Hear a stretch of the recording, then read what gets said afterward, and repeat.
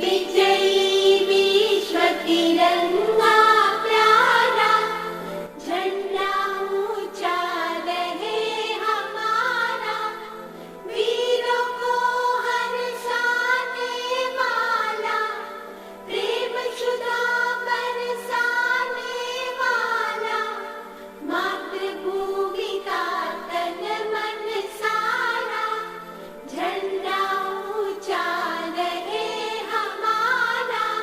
वंदे वंदे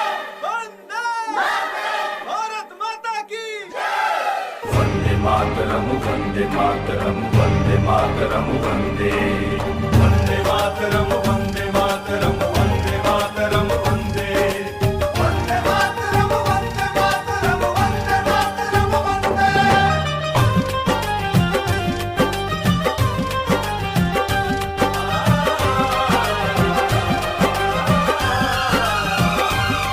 मेरा रंग दे बसंती चोला था भगत सिंह ने बोला, जब भड़का क्रांति का सोना आसन दुश्मन का टोला।